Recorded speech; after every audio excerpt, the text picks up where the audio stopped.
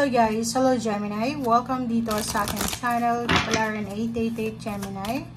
Alamin natin kung anong messages, vibration, energy gabay para sa inyo. Ito ay galing sa energy ng supermoon. Wow, phobias. Supermoon in Aries. Okay, phobias. Takot. Parang Gemini ito. Itong energy na to is parang marami kang kinakatakutan sa buhay. Siguro mga mga bagay-bagay na natatakot ka. Ayaw mong lumabas sa comfort zone mo. Ayaw mong baguhin kung ano yung dapat baguhin, or pwedeng may mga offers ang universe sa'yo na pilit mong ini-ignore. Okay? Parang takot ka. Ano ba yung takot na yan? Kasi parang yung energy na yan is pinupush ka ng supermoon in Aries na makipag-connect sa ibang tao. Ano ba yun? Introvert ka ba? Takot kang makipag-socialize or paano pa man?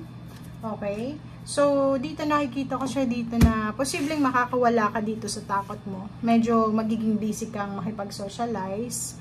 And siguro ang nakikita natin dito, masyado kang nakafocus lang sa comfort zone mo, ganyan lang, takot ka lang, sa isang lugar ka lang. So dito sinasabi na oras na para lumabas ka sa comfort zone mo. Cycles everything happens for a reason, everything has its right time.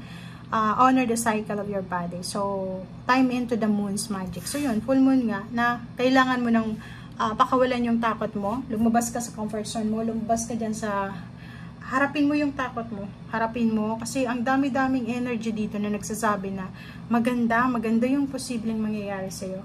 Kasi yung full moon ngayon is parang nakafocus siya sa achievement.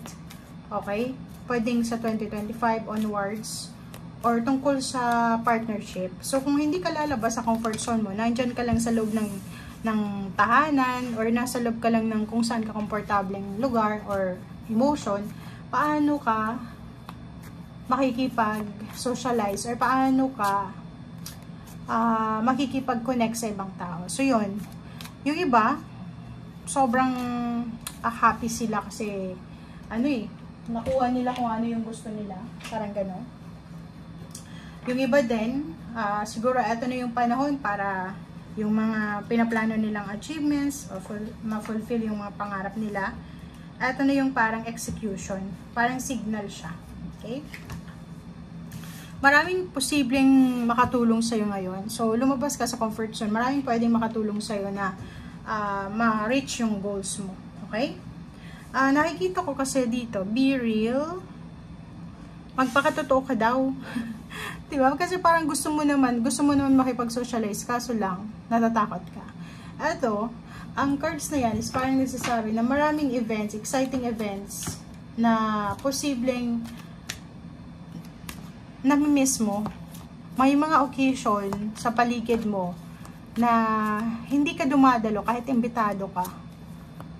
Marami kang nasasayang na pagkakataon and oras. Okay? So, sa mga single naman, sinasabi na yun nga, lumabas ka sa comfort zone mo. Labas ka. Okay? Pwede kang makatagpo ng mga relationship sa online. Pwede kang makatagpo ng bagong kaibigan sa labas, sa mall, or sa kung saan pa man. So, kailangan mong lumabas. Yun yung sabi sa'yo ng barasang labas, lumabas ka, Gemini. Okay. So, yan. Ace of Wands and Four Pentacles. Ang nakikita natin dito guys is sobrang exciting na to Exciting to Parang sinasabi na exciting new beginnings regarding sa money. So may mga Gemini dito na posibleng makatanggap ng offers. Yun nga, ang daming connection dito. Parang sinasabi na makakatanggap ka ng friendship or connection. So kailangan talaga nasa labas ka ng comfort zone mo. Kasi kung nasa comfort zone ka, walang papasok sa'yo. Okay, so Four Pentacles, may mga good news dito na posibleng magdadala sa'yo ng excitement, ng boost ng confidence. Makakapag-ipon ka ng pera, parang ganon. May good news dito tungkol sa bagay-bagay na gumugulo sa isip mo. Kasi parang nakikita natin, may mga choices ka na kailangan na gawin, options, decision making. Hindi mo magawa-gawa kasi yun, mas pinaprioritize mo yung overthinking. Nag-overthink ka eh. Okay? Ang daming chances. High Priestess, makinig ka daw sa sinasabi ng intuition. Huwag mo nang, parang hindi ka ba napapagod sa paghihintay? Hindi ka ba napapagod na naandyan ka lang sa situation na yan? Kasi itong 3 of Wands, sinasabi, siguro mga 3 years na or 3 months, 3 weeks mo nang sinasayang yung pagkakataon, yung chances. Okay? Nakikita ko sa'yo dito, may ibang Gemini na sobrang pagod na sila sa restrictions. Maraming restrictions. And sinasabi dito na kung ano man to na restrictions na pinagdadaanan mo sa ngayon, posibleng may balita. Mabilis na balita ito. Message, call, chat, or any communication na posibleng darating sa'yo. And maganda to. Kasi yung balita na darating sa'yo, kailangan mo talaga dito na lumabas sa comfort zone mo. Okay? Kasi hindi mo ito makukuha eh.